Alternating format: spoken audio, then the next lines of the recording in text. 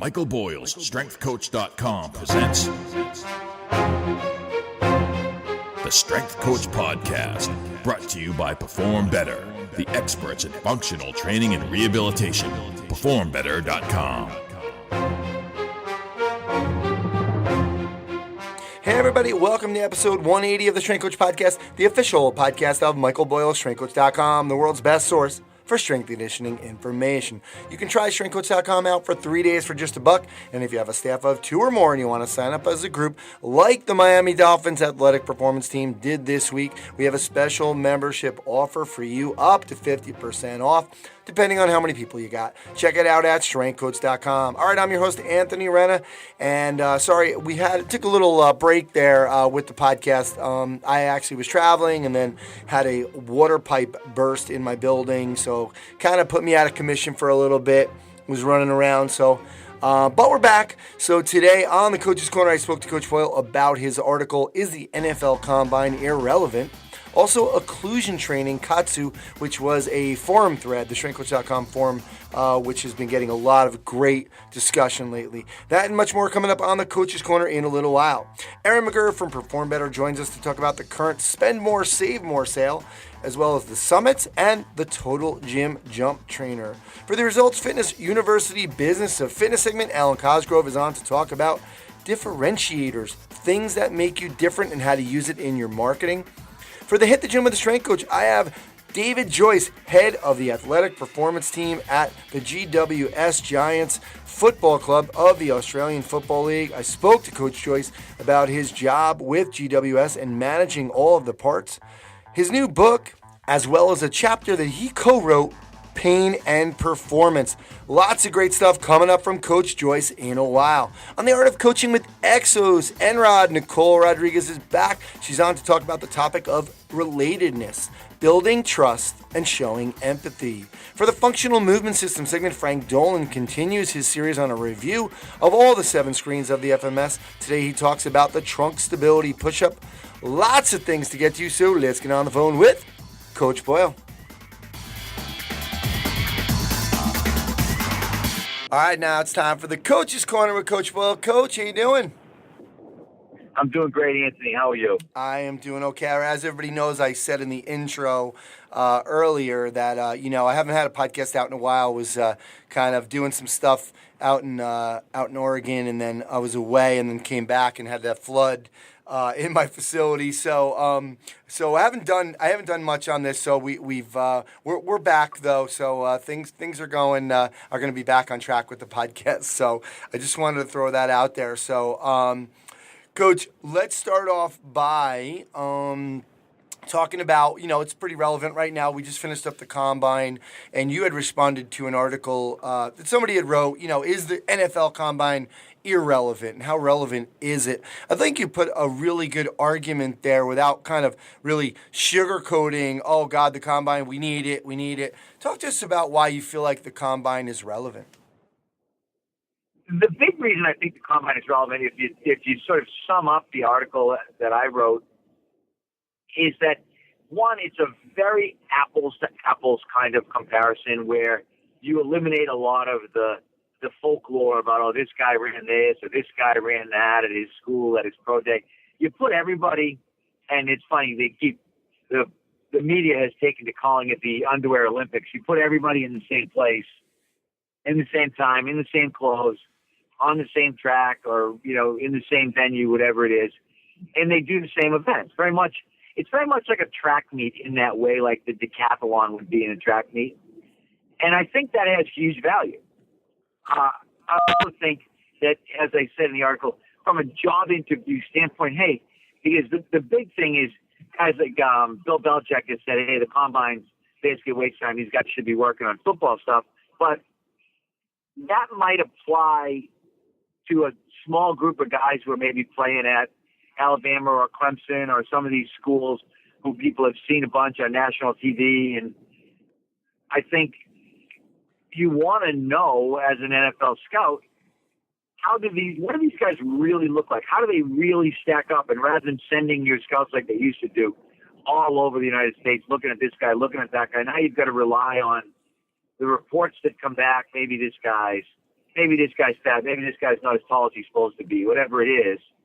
I just think a lot of that gets eliminated with the combine. So it does a lot of good. The problem that it does badly is that it gives people who like numbers, and suddenly people will become much more reliant on numbers. I still think ultimately you need to watch these guys play football and decide whether you think they're good enough football players to play for your team, not look at their numbers and say, are they good enough in this Olympic underwear decathlon that we're doing here to actually, for me to give them a lot of money? So, like, I guess I can see both sides, but I see my side a lot more clearly in terms of why it's good, as opposed to the reasons why it's bad. To me, there's not nearly enough of them, and it only applies to a very small group of guys. Yeah, and one thing, and I just learned this. I'm not a football guy at all, so I don't really know a lot about the combine, previously. But the reading in some of the StrengthCoach.com forum posts, because we posted this on the forum, and we got some discussion. And one of the guys was talking about, it does seem kind of weird, like the pro days, the inconsistency of a pro day. Can you just explain really quick for some of the people that don't know what a pro day is? Explain what that is and how often they have them and what the problem is with them. Yeah, I mean, a pro day really is effectively a little mini combine that gets held on campus for everybody who goes to that particular school. And in some cases, they almost serve as like a regional combine for a lot of kids who might be in that particular area. So, but the problem with that is that it does not have the same level of consistency that the actual NFL combine has in terms of one of the things the guy said is there can be some variation in terms of the surface, the kind of cones. I can remember one year they did it up at University of New Hampshire, had their pro day, and they still had snow, so they're inside and they're running in the field house. It's not on turf anymore. So now all of a sudden your change of direction drills are being done on a rubber floor, or they're being done on a basketball gym floor. Or it's, again, on all of these things are variables that are going to affect people's scores, particularly in the running events. Obviously, bench press is going to be bench press anywhere. Vertical jump is going to be vertical jump anywhere. But the running events are really going to be very surface specific. And, and obviously now you don't have the same electronic timing system. The timing is going to vary. You've got a bunch of scouts showing up there with their own stopwatches, and everybody's timing. Everybody's just standing there. No one's sharing information. At the combine, again, all the information is shared. There's just a lot of differences from the school pro day to the actual NFL combine itself. Yeah, I was laughing too about you, and you've been doing this for a long time. With the combine training, the one where you were talking about guy running in, in a hallway at the hockey rink or something, like because there was. Oh yeah, Billy Brooks ran. I still remember.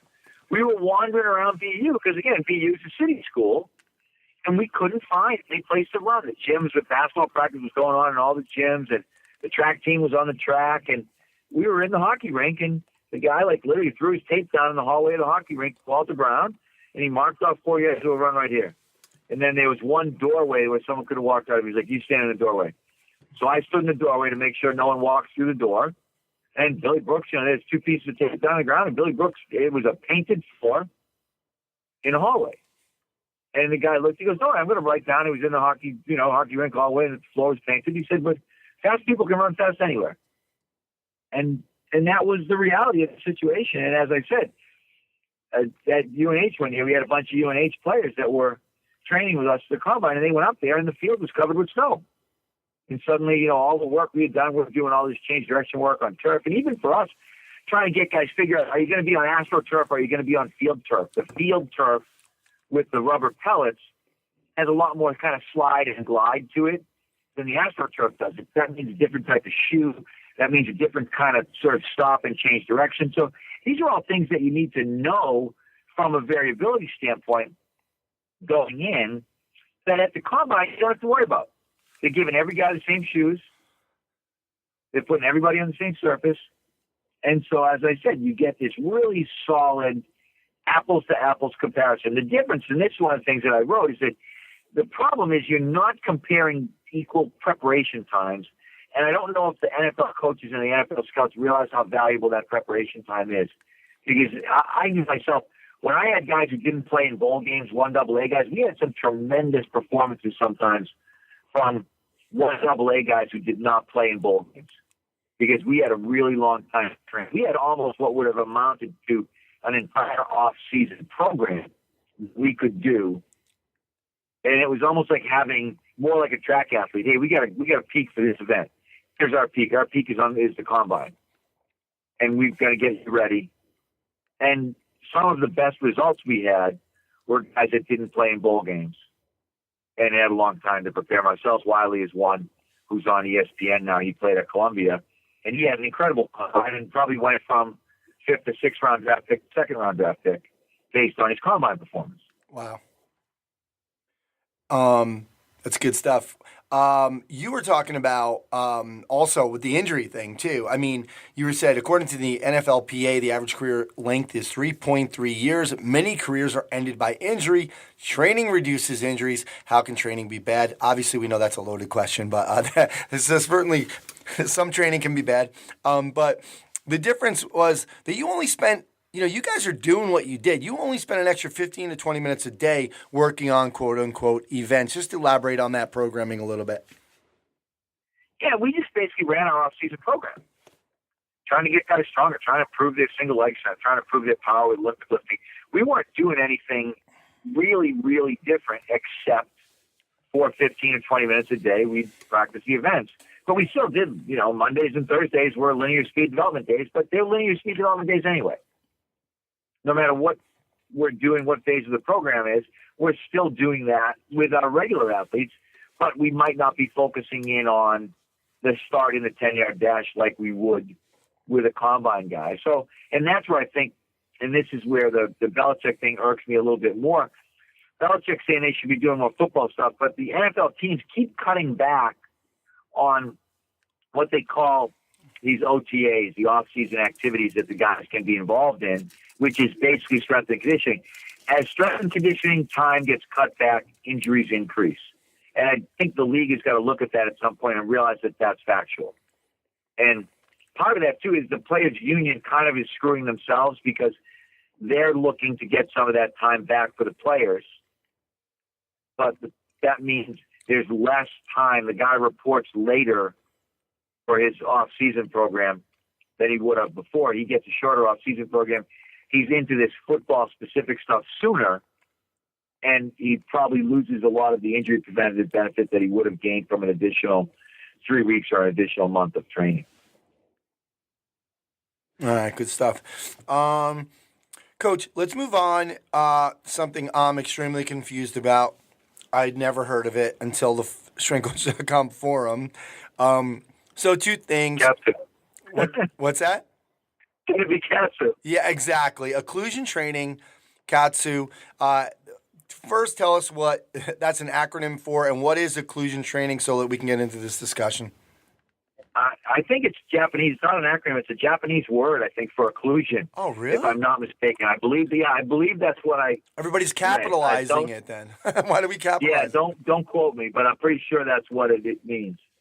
And basically, it's the idea that cutting off or reducing blood flow to a muscle group via like a blood pressure cuff or a elastic wrap actually will result in hypertrophy with lower loads. Now, the interesting thing, this is why I posted this. Chris Poirier had asked me about putting the Katsu device in the Perform Better catalog, and I said, Chris, I think that's a bad idea. I don't think you want to be selling something to a coach or to a trainer to deliberately cut off somebody's blood flow. When that goes wrong, you're going to have a problem on your hands. He thought about it, said, yeah, you're probably right. That was about as far as I went. Then Daniel Martinez, who I think is just super, super smart, came out with this post that was very pro-Katsu. Hey, here's what I do. A guy was asking about training his volleyball team and not having access to weights, and Daniel basically said, I'd use Katsu, I'd use occlusion training. And then he proceeded, as Daniel would do, to provide some scientific data as to why he would use occlusion training. I went, ooh, wow. So I then posted it in a separate thread to get some feedback because it was ending up, I think it was in a thread on either preseason training or preseason volleyball training or something that it might not get the same number of views that Occlusion Training got. And then it was interesting because Elspeth and Daniel started debating this idea of Occlusion Training, and it was one of those, it worked out like the A-Team. I love it when a plan comes together. It used to be Hannibal's line all the time with the A-Team. Because that was exactly what I was hoping, was that we might get some point counterpoint or some two sides to this Occlusion Training. Because when I see Daniel being in favor of it, I'm thinking, wow, am I missing something? Is this something that I should be doing? I really like Daniel. He's really smart. I almost have never seen him I'd almost say Daniel's never steered me wrong about anything. And so then I'm looking at that and I'm thinking, but now I'm looking at Elspeth and she's sort of arguing the other side. And I think I probably ended up, when the conversation was over, on Elspeth's side. Thinking, yeah, I think this is still not, again, because Daniel sort of said, yeah, I can understand how that might have come off wrong in terms of an untrained coach. And I guess to me, I get nervous about stuff like cutting off blood flow. And you think, oh, yeah, you should get nervous about cutting off blood flow, right? But again, when you're looking at Daniel's, the medical results that he's showing are showing that there is actually a very low rate of anything significant going wrong, but you still, it kind of goes back to the CrossFit idea. Foam rolling is good, but foam rolling with the metal bar, probably not good. Because I think what happens in our field is that there's always going to be some extremist who's going to take something too far. Like Daniel was saying, 7 out of 10 in terms of cutting off blood flow. Some guys are going to say, what if I do 10 out of 10? Will I get bigger? Will I get that much more hypertrophy, or will I pass out? Yeah. Or will I, something, who knows, deep vein thrombosis, who knows what the hell could happen? I don't know enough scientifically to even be able to analyze some of these things, but that's why I love to throw it out there on the forum. I just think that, and I keep going back to this, there's so much value because there's so many smart people who are consistently just giving their time to promote really good discussions about strength and conditioning. Yeah, it's true. Can't beat it. I know. It was almost like I felt like that post was like a plant. It was like, here's the two of our smarter. And just really, they're both really into the whole discussion, like really civil discussion too. There's never any name calling anyway on the site, but there wasn't any anger there. They were just kind of going back and forth, and it felt like it was almost like, oh, Mike planted that one. He called those two and got them to answer. So that's how good that discussion was. So well, and like I said, it was almost that, but not quite. I absolutely planted the thread on there, knowing that Daniel would go back and revisit the thread and thinking that somebody else maybe will come out on the other side of that. And that's why I actually had emailed Potenza too. Yeah. Because I knew he had used it and he had thrown a little bit in there, but it just ended up being Elspeth that sort of took it and ran with it. And she's really good because she's so friggin' smart. And she makes her points so well. And she makes them really well, and as you said, in that really civil way. So it ends up being a super good example of the forum behavior that you want, because you've got two really good intellects discussing a point in a really good way on the site, and people just being able to benefit from that discussion. I don't think you literally couldn't ask for it to lay out any better than that. Yeah, two people that really don't take things so personally, which is kind of hard to do. I know for me, for one, I'm not like that. I take things personal. So, Coach, on that note, we'll let you go. Great discussion. Remind everybody, great discussions going on right now in the StrengthCoach.com forum. So, Coach, thanks for coming on, and we will talk to you next time. All right. Thanks, I appreciate it. All right, now it's time for the Ask the Equipment Experts with Perform Better, and I am here with Erin McGurr. Erin, thanks for coming on. Thanks for having me. All right, well, as always, let's start out with the current sale. What do we got going on? Right now we are having a spend more, save more on select products. So the more you spend, the more you save. If you spend $50 up to $99, you'll save 10% off of your order. you'll get 15% off when you spend $100 up to $149. And anything over $150, you will get 20% off of your order, which is a pretty big deal in my eyes. Very cool. Awesome. I saw we've talked about this a little bit with the summits. We have 4 summits this year. They're up, right? Is yes, the lineup? Everything's they up. are. Awesome. Cool. Everything's up. Registration is open. We do have 4 summits. It's our first time doing 4. Usually we just have the one in Chicago, Providence, and Long Beach, but we did add Orlando, Florida. So that is the beginning of June. It is a wonderful time to head down to Florida before it gets too hot. So hopefully that'll be a great turnout, but we're looking forward to having the 4 summits. So again, definitely check out the schedule, check out the presenters, and the topics. We can talk about that more, but it is posted, and I know we have been getting registrations already, so that's always good. And then I did want to mention as well, we do have some upcoming seminars. So we have our Boston One Day on March 19th, which will have Charlie Weingroff, Lee Burton, Martin Rooney, and Mike Boyle. So that's always a huge crowd for the Northeast, so that's going to be a fun one. And then we'll close out with Seattle and Charlotte in April. And we do have 2 seminars at the Perform Better Functional Training Institute, and they're actually very good ones. We have Dave Taperio coming in doing the Applied Functional Science, and that's going to be on Saturday, March 5th. And then it's so weird to say March, by the way. And then we have Mike Mullen doing sequencing and exercise with postural restoration activities, and that's going to be on Saturday, March 26th. So big things coming up, a lot of education, a lot of seminars, and I'm excited. All right, very cool. We wanted to talk about you guys this is relatively new. Coach Boyle had an article. I actually talked to him about his article and why he was using it. The Total Gym Jump Trainer. But this is good to get you on for some of the specific features and benefits. Yes. Well, we actually have one here at Perform Better in our gym, and we did use it last night in our circuit, and I'm a little sore from it, so I figured it would be good to mention. But Total Gym did come out with their jump trainer with 2 primary movements in mind, focusing mostly on the squat and the squat jump.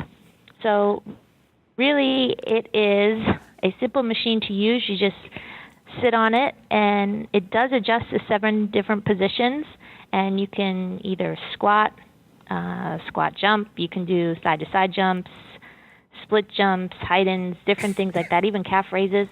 Kind of reminds me of the shuttle MVP, but it goes higher and lower just with a simple adjustment. There's 7 positions you can move it to, and what it does, instead of just squatting or doing squat jumps with your body weight, depending on the angle of the Total Gym Trainer, you can add anywhere from 45 to 80% of your body weight to that squat or to that jump. So it's pretty cool that way. There are also some bands at the bottom. So there's 4 resistance bands that you can either keep in or undo if you wanted it to be a little easier. But those bands can add an additional 10 to 70 pounds of resistance. So when you jump or when you come up from your squat, there's resistance on the way up. And then when you're coming back down, it does increase the speed on the way down. So you are working on deceleration.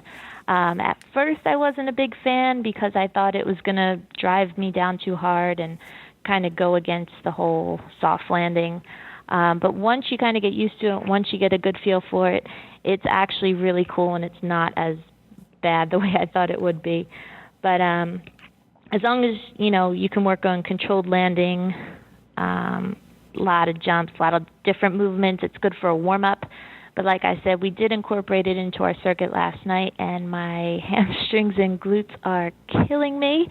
My quads don't feel so great either, but I guess that's my own fault. So really it's good because we have so many different people here, a lot of different fitness levels. I'm a rock star, while some other people may not be. So it is. Apparently not with those sore hamstrings and quads. I was just kidding. It does accommodate pretty much any fitness level. So again, you can take the resistance down, change the angle of it, and really it's just body weight working.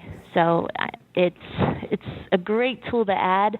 Doesn't take up a lot of space, very smooth, and I like it. All right. Well, yeah, apparently Coach Boyle really likes it too. He's been regressing as a regression for some of his plyometrics as well, among some of the other things you talked about. So awesome. Well, Eve, thanks so much for coming on, talking about the sale and the total body or the total gym jump trainer. So we appreciate it as always. Thanks again, and we'll talk to you next week. Thanks for having me.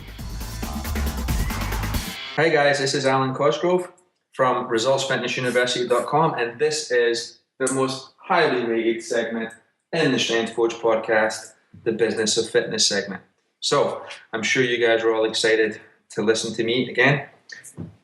What I'm going to do now is talk about differentiators.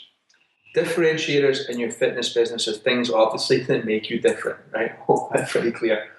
So what it is everyone's good, right? If you come in and you tell me your program's good, it looks like a workout. It looks like a circuit. It looks like CrossFit. It looks like a boot camp. It looks like every workout out there because it's not a differentiator. You have free weights. You have kettlebells. You have a TRX. That's the same. Even though I know you're different and I know you're better, we have to communicate that to the prospect. And that's where we use differentiators.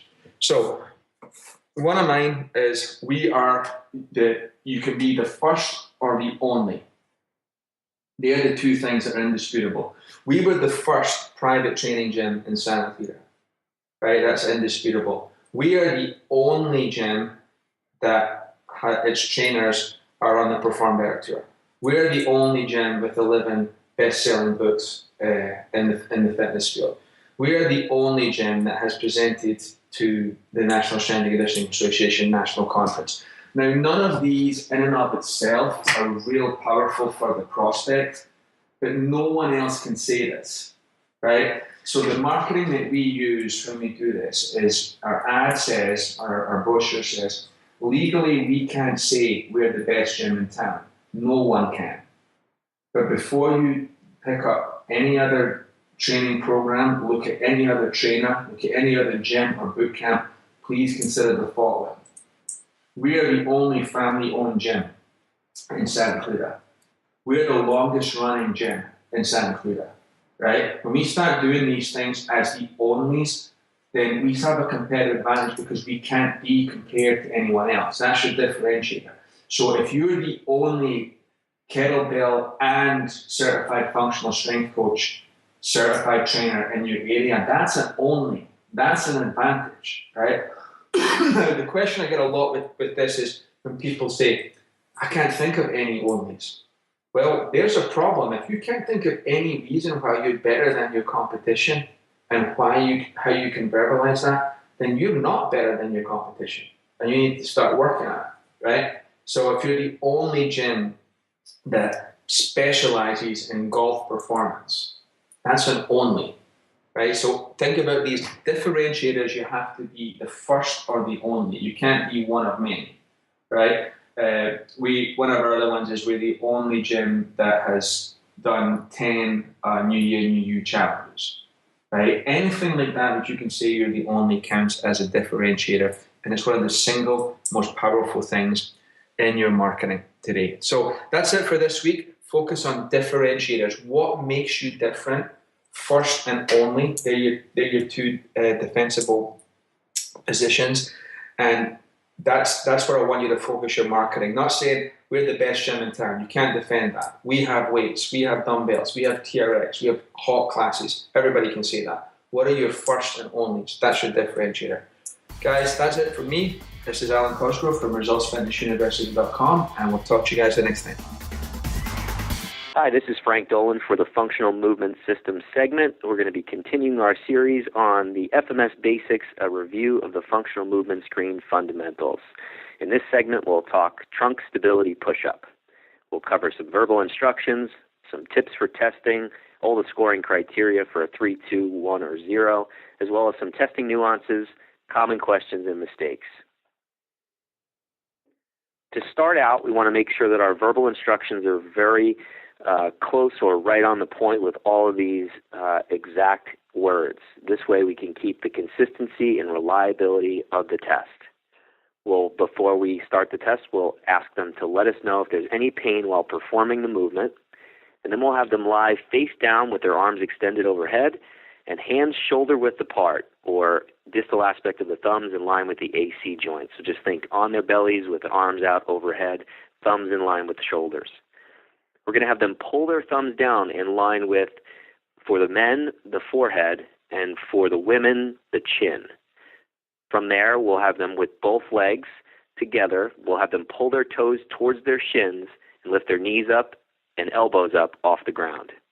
While maintaining a rigid torso, they'll push their body up as one unit into a push-up position. And then you ask them if they understand these instructions. You don't need any equipment for this. This is just body weight. So moving on to some of the criteria for each one. To get a 3, the men need to perform that push-up with the thumbs aligned with the top of the head. The women, the thumbs need to be aligned with the chin, and we have to see that the body lifts up as one unit with no lag in the spine. If they can't do that, we ask them to start back on their belly, and for men, they slide their hands down to the chin. For women, they slide down to the clavicle. So for a 2, men can perform the repetition correctly with the thumbs aligned with the chin. Women can perform it with the thumbs aligned with the clavicle. We're looking for, again, that the body lifts as one unit with no lag in the spine, just like as we did for the 3, just different hand position. If they can't do that, we would score that test a 1. So if men are unable to perform the repetition with the thumbs aligned with the chin, it's a 1. And for women, if they're not able to do it aligned with the clavicle, it's a 1. We don't need to test anything else after that. If they can't do it, it's a 1. If there's any pain associated with any portion of the test, we score that as 0. There's also an additional clearance test, just like in the shoulder mobility, which is going to take a look at spinal extension. We're going to have them start out right in that same position, belly on the ground, shoulders underneath, or hands underneath their shoulders. They can extend their elbows. Doesn't matter how high up they get their chest, but almost into this cobra stretch with their hips on the ground. So the hips remain on the floor. They're going to extend their elbows as far as they feel comfortable with, and then we can just ask them how that feels and if there is any pain. If it does provoke some pain, it's going to be a positive right next to that test. We can score that positive for pain. If not, we score it negative for pain. Now we can get into some of the tips for testing. Okay, the client should be able to lift the body up as a unit, as indicated earlier. On each attempt, they must make sure that the client's hand position and head position is the same. So we don't want to see that the hands slide down as the client prepares to do the push-up. That's sometimes something you'll see. They'll slide real quick right before they push off. We want to make sure the hands stay in the same place. We want to make sure the chest and the stomach come off the floor simultaneously, so we need to see that right at the same time.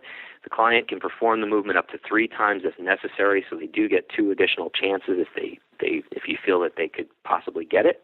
And then we repeat the instructions with the appropriate hand placement if they don't get the first one. Just a couple of quick nuances. We want to make sure that we're keeping an eye on if they're pushing off with their elbows and knees. What tends to help with that is if we make sure that we instruct that they keep their elbows up and knees up off the ground before they go ahead and push. We want to make sure we're cueing that, cueing elbows up and cueing knees off the ground. We want to watch for rotation as well, so we don't want to see one side dip. That's going to indicate that they're not able to keep that position as they come up out of the push-up.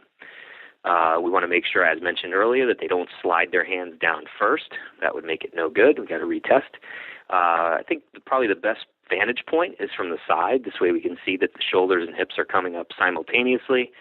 And then just as a side note and use of common sense, sometimes if you have a person who could be significantly overweight, obviously, we do want to do all the tests, but if the case comes up with a person does have a large stomach and it's your first session with the person, we have to use common sense in these examples and make sure we're not putting someone in a position where they're going to feel really uncomfortable, where we're standing over them and they're on the ground in a position that they really can't get into. They're probably not going to be able to get that push-up anyway. It might make more sense to move on and just give them a 1 on that one.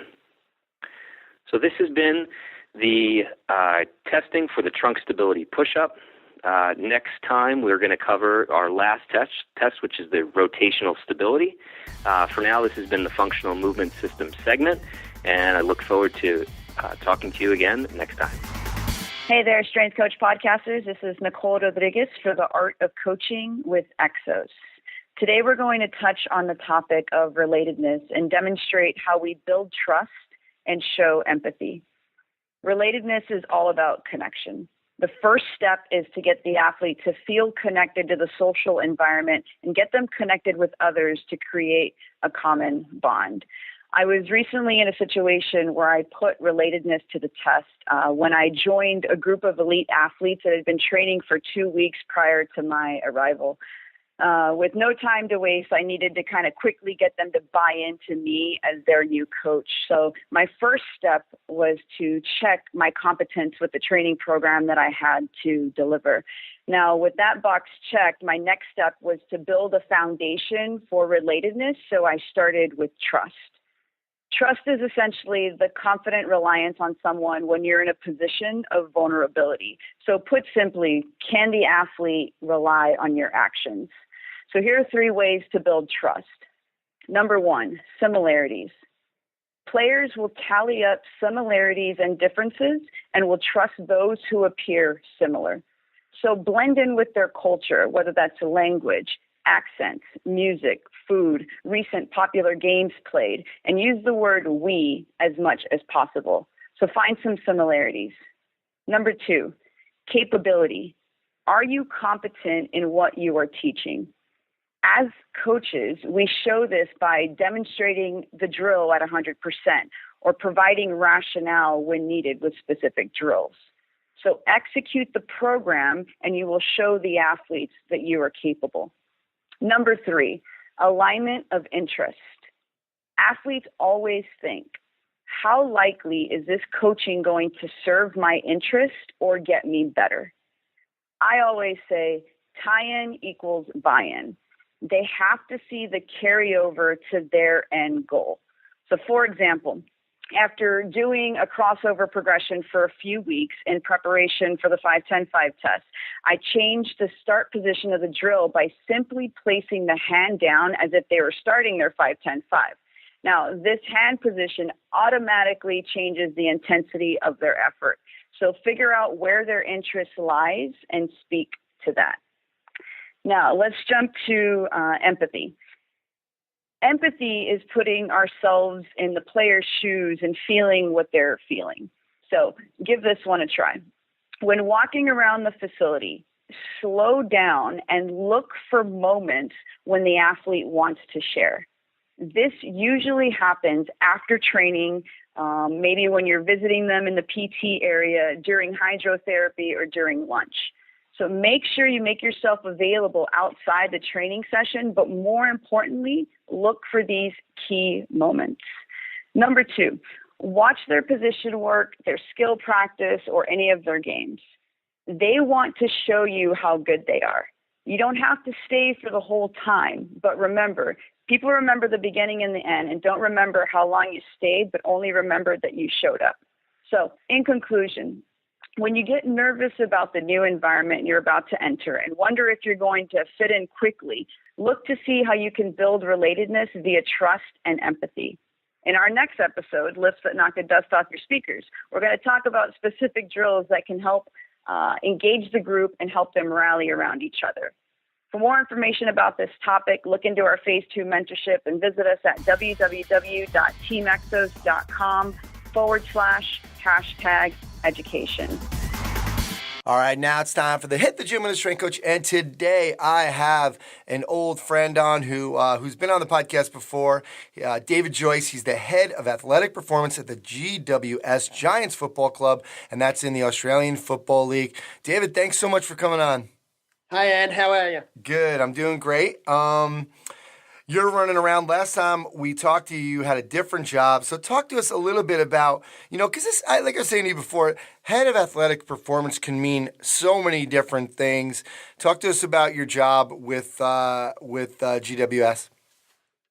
Well, I'm lucky enough to work with an outstanding football club here in the AFL. So we're based in Sydney, and we're called the Giants. We're a new team. This is our 5th year in existence in the league. So we're the youngest team in the AFL, which is the elite Australian rules league in the country. And my job is to work and coordinate a team of upwards of 20 people when you take into account some part-timers, and we've got sports science, sports medicine, strength and conditioning, psychology, recovery, nutrition, and essentially it's our job to give training hours back to the coaches and to make our athletes as physically robust and capable of dominating their opposition as possible, So we work as an integrated model, a high-performance model, whereby everyone's on the same page and working to the same goals as what the coaches are as well. So it's a big job, and I'm lucky that I'm surrounded by fantastic people in my department, in the athletic performance unit that we have here, as well as fantastic coaches and a brilliant set of players as well. So look out for us this year and in the coming years. All right. Now, it's really interesting because we're seeing this happen. This team is getting so big. And we're going to talk about your new book and one of the chapters that you wrote in the book, that you have a bunch of different contributors, but pain and performance. And when I was reading it, I was, we've talked about pain on the podcast before with Jonathan Fass, and we've just kind of reading this book, and you're talking about really, obviously, pain and performance. So with sports, it's so crazy how much is involved. So it seems like this is the direction that sports teams really need to go in terms of setting up all of these different facets and coaches underneath this umbrella. Yeah, it's the teams are certainly getting bigger than what they were 10, 15 years ago. And I think countries like Australia, and in particular Australian rules football, have kind of led the way in terms of an integrated model of high performance, rather than looking at strength coaches and sports medicine and sports science working in silos. So it's one of the things that I think we do pretty well here. There's lots of faults in Australian sport, but I think the high performance model is something that we do well. And but obviously the bigger the team gets, the more management headaches you have as well. So it's like running any sort of business. You've got to make sure that everyone is cohesive and working towards the same vision. And a lot of what we do is not just operational in terms of strapping ankles or teaching squat technique or improving acceleration mechanics and those sorts of things, but it's also about professional development and how we communicate and how we stay on the same page with the vision of the football club and the vision of the coaches and the vision of the players as well. So there's a lot more to it than there was in the old days of just getting someone to run fast or jump high.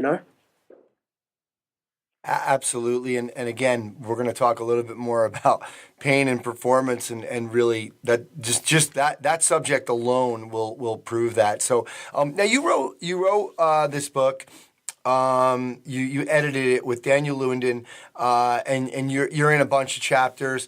It's called Sports Injury Prevention and Rehabilitation: Integrating Medicine and Science for Performance Solutions, and a very impressive list of contributors: Franz Bosch, Lee Burton, Gray Cook, Christian Cook, just going over Bill Knowles, some people that my audience will know. You have so many people from really all over the world. Mike Reinhold, another one from the States. Talk to Nick Winkleman. We're going to try and get a couple of these guys on coming up the next few podcasts. We're going to kind of just go in this direction of the book and some different chapters and have people talk about their chapters. Give us an overview of the book and talk to me about your role. Well, what we wanted to do, Dan and I, it started a number of years ago, and I remember last time I came on and we talked about high performance training for sports, which has done really well, and people seem to like that around the world. And essentially, what happened was Dan and I said we wanted to learn more about sports injury prevention and rehab, and actually we identified a gap in the market whereby a lot of sports rehab books or sports medicine books have no understanding or don't pay any heed to the content about performance. You know, it might be do 3 sets of 8 of this or do 3 sets of 10 of that, you know, standard, nonsense exercise prescription. But equally, there was a lot of performance texts out there which don't really pay any heed to pathology and injury. And the reality is strength coaches and sports scientists and performance professionals, we all deal with injured populations at some point or other. But there was a real lack of that. How do we take an injured player right back to high performance, not just to they're pain-free now, but how do we get them back to the peak of performance? And so essentially what we did was Dan and I said, we know quite a bit about this, but we don't know absolutely everything. Why don't we write a book whereby we get the best people in the world to write about their area of expertise, which is why, you know, we want to talk about the kinetic chain and asymmetries and compensations in sports. So who's one of the best guys for that? Well, Ian Prangley has done a bunch of stuff. He worked with the Australian Davis Cup team for many, many years, and, you know, several top-line professional tennis players. You know, tennis is a sport full of asymmetries. He's also a physio and a strength coach. So, you know, he's a real world authority on this sort of stuff. Nick Winkelmann, can't think of anyone better to talk about assessing athletic qualities. Franz Bosch, can't think of anyone better to talk about running mechanics and, you know, all these sorts of things. Kay Robinson, fantastic physio who worked with British Skeleton, which is a gold medal winning sport for Great Britain in the last Winter Olympics, and they get a lot of neck issues. So she wrote the chapter on neck issues and the like, and it's all about getting back to high performance. And essentially what we did was we tried to put it into 5 or 6 parts. The first part is the team. The second bit is athletic competencies. So we talk about throwing, we talk about landing, we talk about core stability, we talk about flexibility. The next part is injury. So we don't talk about lateral meniscus tears in athletes. We talk about knee rehab. What does a knee need to do to get back to athletic function? And, you know, what does an elbow need to do to get back to throwing function, etc. Then we talk about managing the injured athlete, so athletic spine, the athletic knee, the athletic foot and ankle, etc. Andy Franklin-Miller's written a fantastic piece on the athletic shin, which is a big issue. Then we talk about managing the training athlete, because it's not just rehab, it's injury prevention. So we talk about training load, monitoring that, environmental stress, recovery, all those sorts of things, in-season training. And then the last little piece is special consideration. So the developing athlete, Ian Jeffries has written a terrific chapter there. Meg Stone and Travis Tripler have written on the female athlete. And then we've got some stuff on the travelling athlete as well, because there's a lot of us that deal with going on tour with athletes. So we've tried to write a book which covers all aspects of the injury and rehab process as well. And it's written in a way that is basically a series of masterclasses similar to high performance training for sports, whereby, you know, you get stuff immediately from it, but, you know, there's enough depth and coverage of the issue to reward repeat reading as well. So there's plenty in there. It's a big textbook. There's 33 chapters, but we've tried to make it very readable so that you can pick up a chapter and go, bang, there's something to apply from day one, whether I'm a 20-year veteran in the NFL as a athletic trainer or a rookie strength coach with a local team. Yeah, if anything, it's certainly comprehensive, and you know, I think you've covered, you know, so many different parts. You know, again, managing the injured athlete section. You know, the neck, the shoulder, the elbow, the spine, the hip and groin, the knee, the shin, the foot and ankle. I mean, there's nothing else really left after that one. So, yeah, so certainly comprehensive. And I've read, like I said, I've really only had a chance so far to read Pain and Performance because kind of wanted to prepare for the interview. And although there are a lot of big words, I was almost able to get through it in at least like a half hour. Now, Dave, let's talk about it. It's pain and performance, and there, like you said in the in the chapter, there's been such an increase in the research of the psychology of pain. And, to quote what you had said there, the problem, though, is that sports injury management is still largely the preserve of the clinicians intervening at a tissue disorder level. So this predominantly biomedical paradigm is no longer tenable, and there needs to be a concerted drive for a more evidence-based approach to injury rehab. So you need to look or consider the biopsychosocial framework to manage pain and performance. Expand on this and the challenge of pain. Yeah, well, what we're trying to say there is basically if it still exists a lot in sport whereby someone will come in and particularly if it's a chronic pain issue, they'll say, oh, I've got pain in my low back, or I've got pain in my knee, and so you'll have the physios or the athletic trainers or whoever will be poking and prodding at that particular point in the knee, or the spine, or wherever the issue is, not actually considering that really pain is an output. And I think that's probably one of the biggest take-homes from the chapter is back in the old days, we used to think pain was an input. So it stems from 1642. We had a philosopher called René Descartes, and he basically said that if you touch the fire, you get all these pain molecules go up to your brain, and your brain perceives pain. But it's a really reductive approach to what pain is. And so what actually we know now is that we can't feel pain from the periphery. All we can feel are things like temperature and pressure and changes in the chemical environment, and all those sorts of things go up to your brain. Your brain then has to interpret it and go, right, well, I think my body is under threat here. I'm going to do something which changes my behaviour, i.e. I might take my hand away from the fire or go and get help, as in go to see a doctor or a physio or whatever. Now, a lot. So that the biggest thing here is that it's an output. It's your brain deciding whether your body is under threat. It doesn't necessarily mean that the amount of pain you get is equivalent to the amount of damage you get. So on a very superficial level, that might be the case. If you whack your finger a little bit, it hurts a little bit, but if you jam it in the car door, it hurts a lot. There's more tissue damage when you do it in the car door. That's why it hurts more.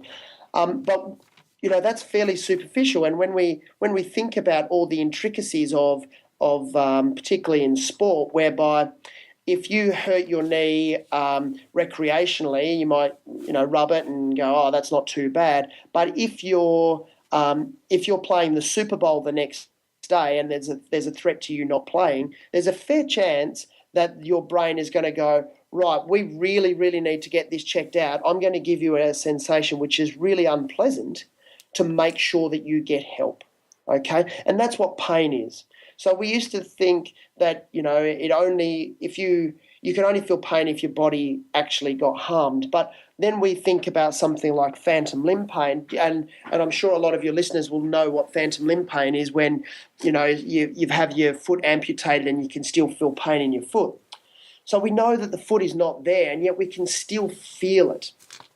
So there is something going on at beyond the tissue level, and that's what we call central processing of how the neural system, the nervous system, is processing threat.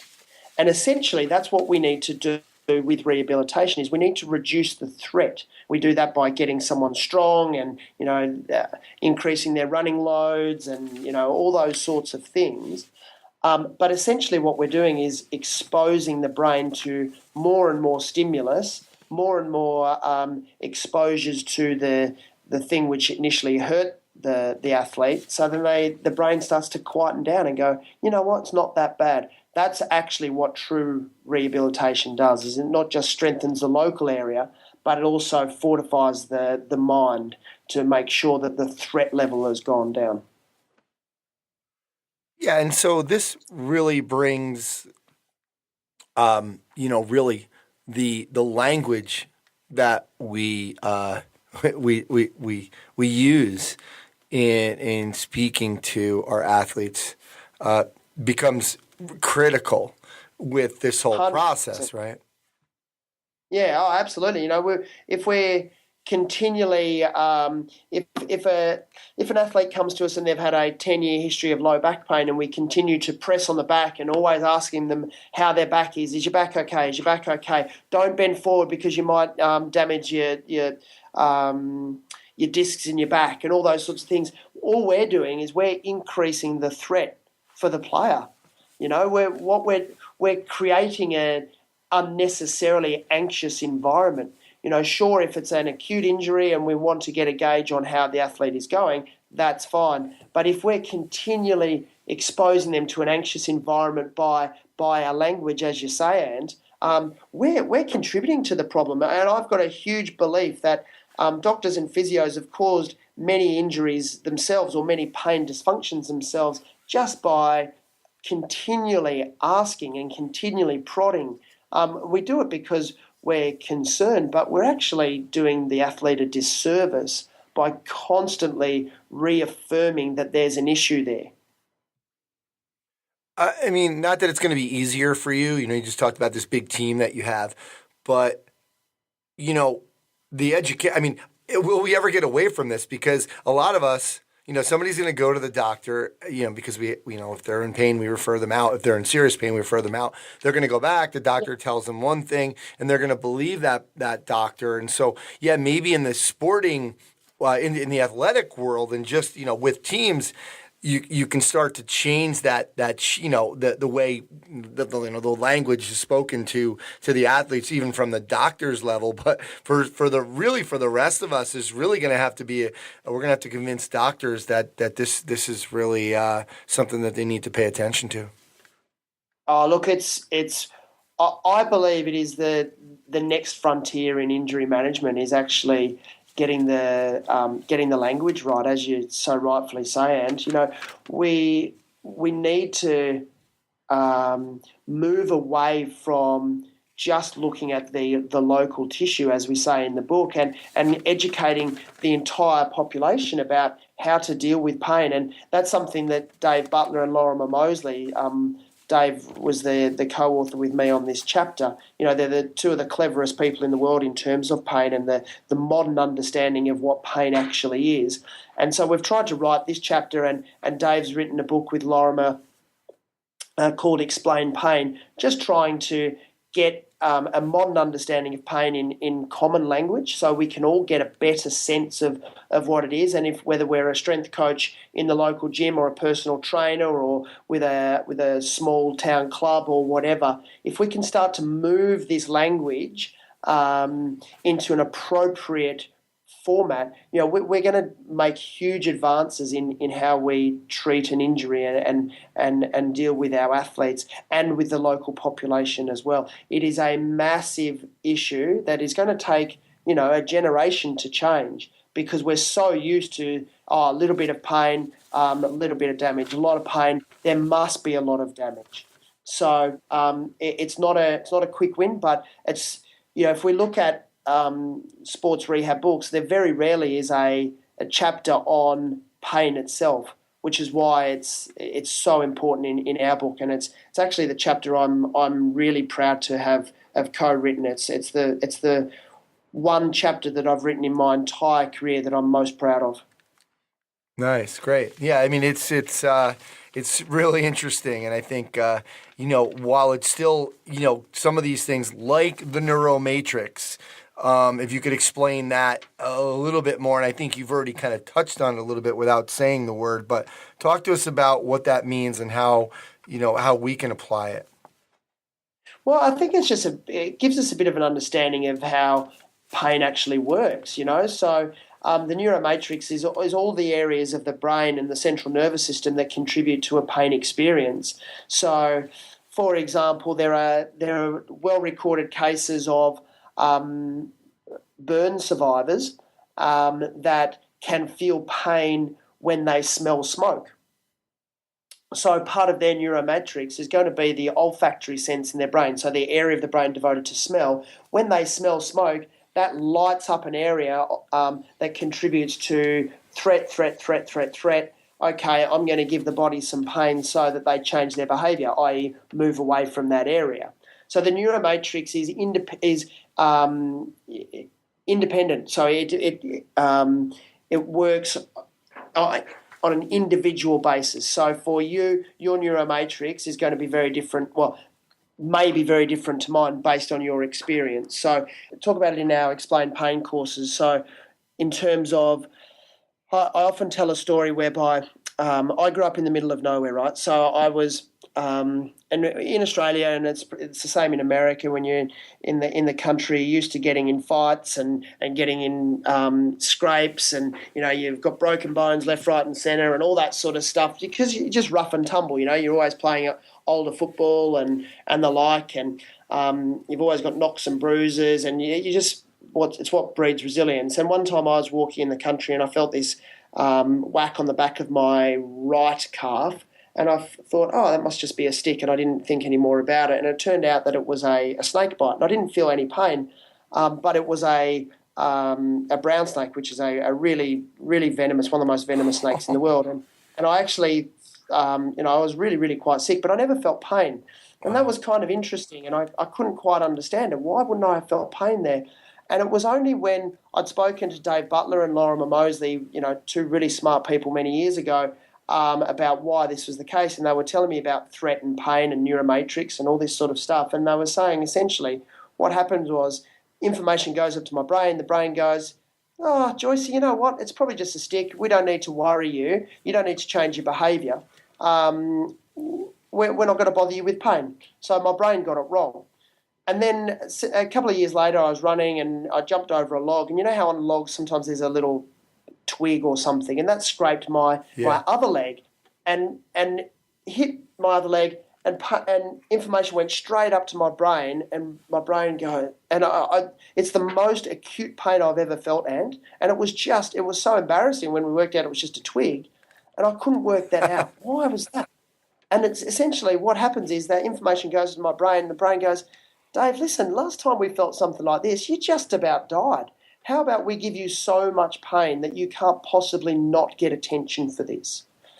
So that's the Neuro Matrix. It's the individual's the aspect of the brain and the central nervous system which contributes to a pain experience. So and it gives us a really good indication about why some people will feel pain with certain things and some people won't. It's why people become really reticent to go into a drill, for example, where they've previously been injured. And you go, well, it doesn't quite make sense because their groin is healed and they're really strong then, but they still really become reticent. And that's the Neuro Matrix, just being a cautious guide. And that needs to frame our rehab and our exposure to these drills over and over and over, so we don't have a hyper-reactive Neuro Matrix. Our CCTV cameras are not just too sensitive, so we start avoiding our tasks. So that's where, we start saying things like a ship in the harbour is safe, but that's not what ships are built for, which has been bastardised into a terrible advert here in Australia, unfortunately. But it's a really powerful quote. We actually need to expose our athletes and our clients to more and more stress to overcome the Neuro Matrix and the sensitivity of that Neuro Matrix as we get them over an injury.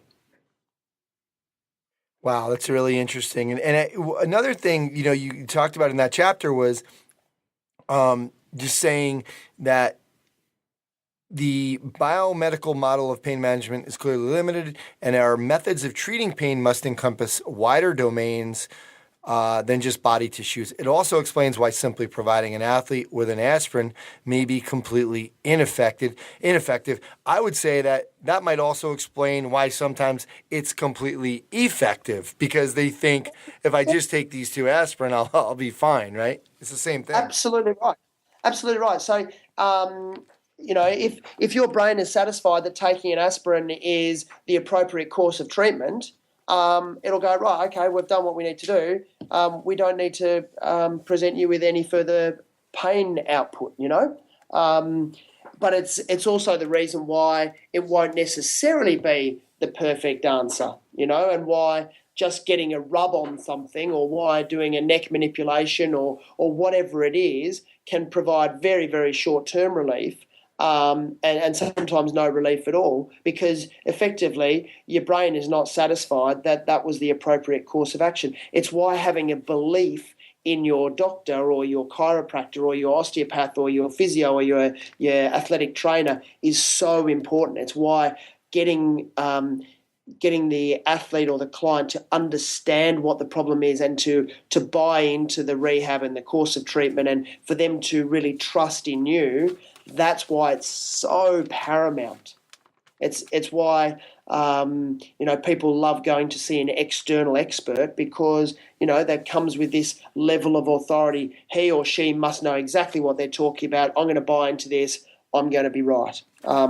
It's so complicated, but the more you delve and the more you start to use your emotional quotient, not just your intelligence quotient, you become a better coach, you become a better physio, you become a better athletic trainer. And the understanding of pain is just so critical to helping our clients and our athletes. Absolutely. And you talk about, we want to get somebody obviously, back to play. And what is interesting, obviously it's really tough for somebody like you, especially in pro sports.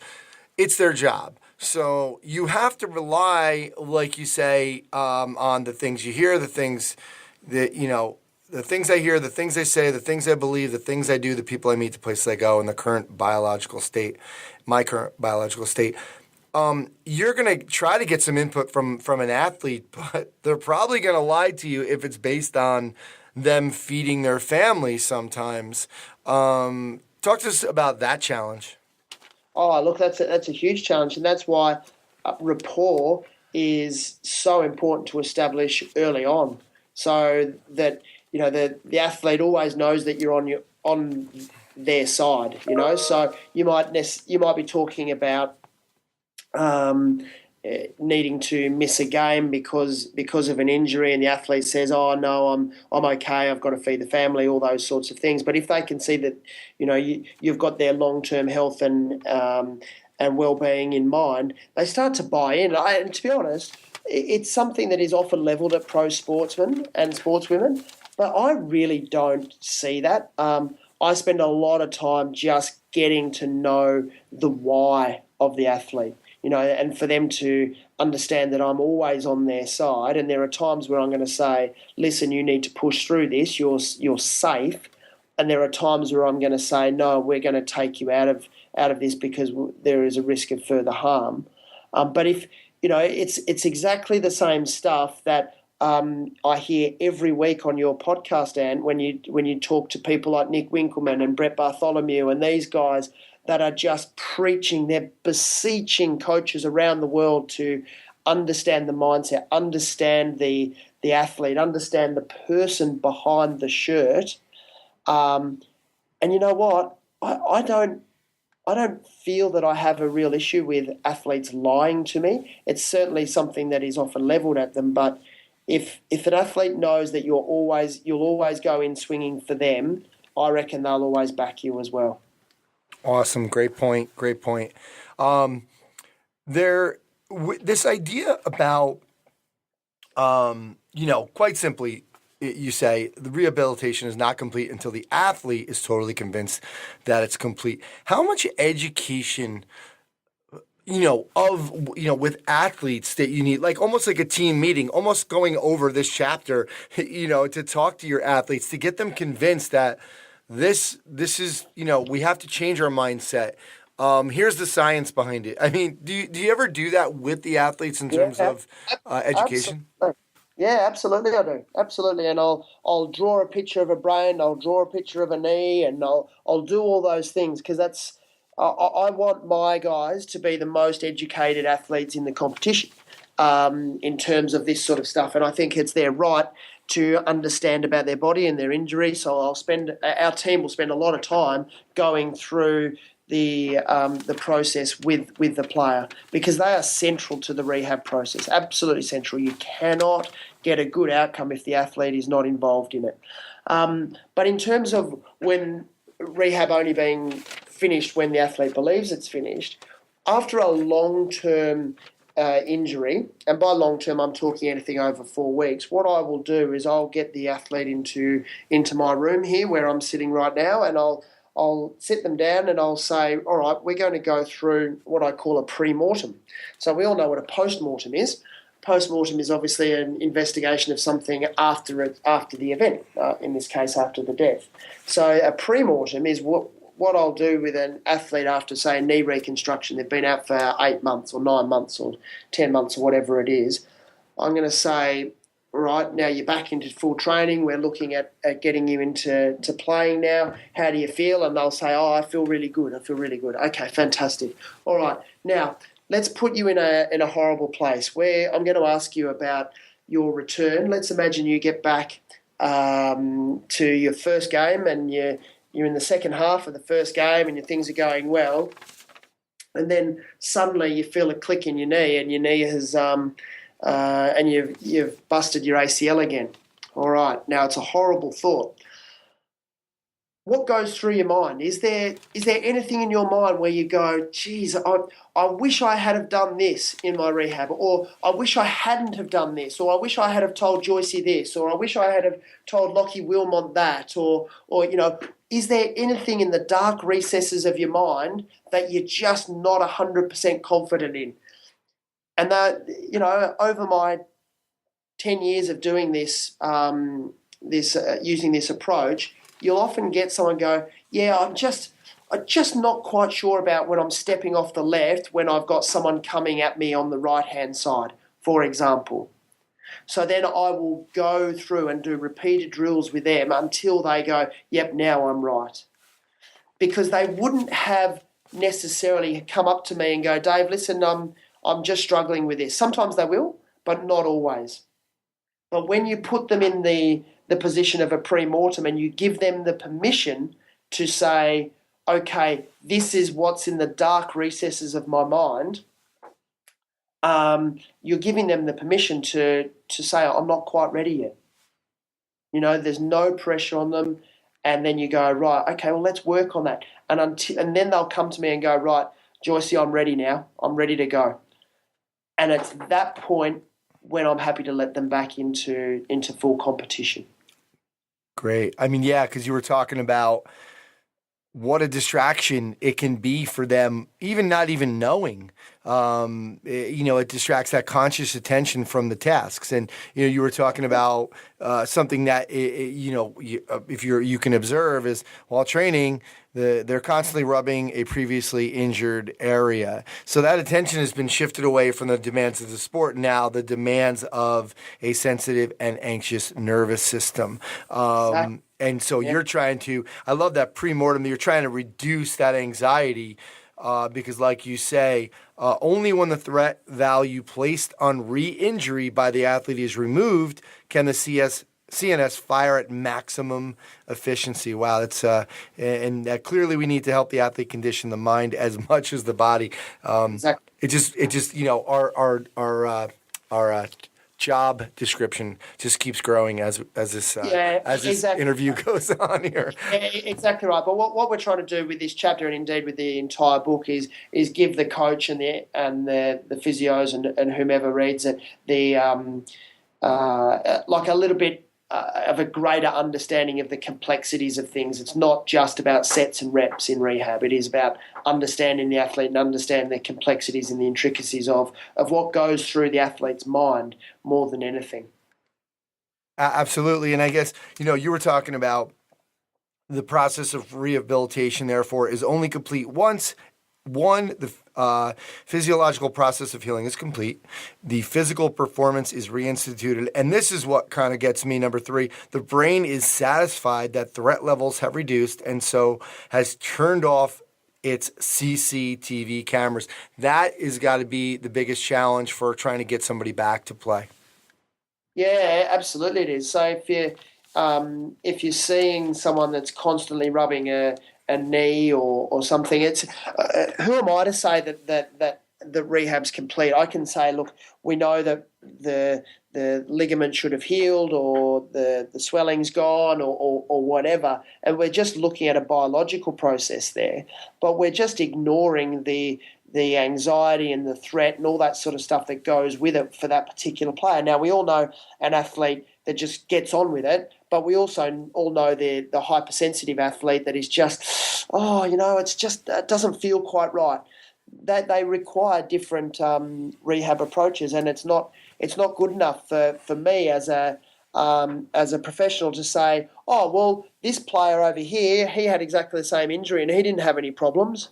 That's irresponsible, bordering on unprofessional of me to be saying those sorts of things. It gives me an understanding of why someone is a bit different and helping them through the process. Some people are always going to take a little bit longer, irrespective of what the physiological healing time of an injury is like. So that's why I say that only once you've ticked all of those boxes, the healing process, the CCTV cameras, the neurobiological processes, only once all those boxes have been ticked can we say that rehab is actually concluded. Wow, great stuff, David. And judging, I'm pretty excited because I just started with your chapter, which is another good thing about the book. You can you don't have to start from cover to cover. You can pick wherever you want to go.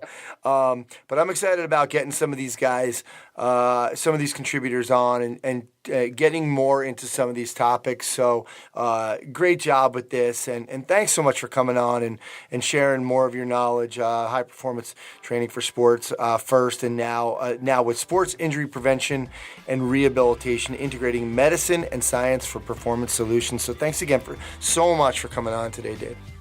It's a great pleasure, and thanks for having me, and thanks to the listeners as well. All right, that's going to do it for episode 180 of the Strength Coach Podcast. Special thanks to Chris Porter, Aaron McGurr, and the folks over at Perform Better. You can check them out at performbetter.com for all their products and info on their educational seminars, including the functional training summits coming up soon. Thanks to Coach Boyle and David Joyce for sharing their insights and philosophies into the world of strength and conditioning and performance enhancement. Alan Cosgrove for the Results Fitness University Business of Fitness segment. Check them out at resultsfitnessuniversity.com. Frank Dolan and Functional Movement Systems. Check them out at functionalmovement.com. Nicole Rodriguez for her insights into the art of coaching with Exos. Check them out at teamexos.com/education. And of course, remember you can join strengthcoach.com and have access to the site for just $1. 3 days, just $1. You have full access once your 3-day trial is over and you become a member. You'll be able to download Coach Boyle's 2 books, Designing Strength Training Programs and Facilities, as well as Advances in Functional Training. And remember, if you have a staff of 2 or more and you want to sign up as a group, we have a special membership offer for you, up to 50% off, depending on how many people you got. To access those offers, go to strengthcoach.com, click the Join Now button to get started on your trial. My name's Anthony Wren, and you can reach me at strengthcoachpodcast@gmail.com. Thanks again, and I'll speak to you next time.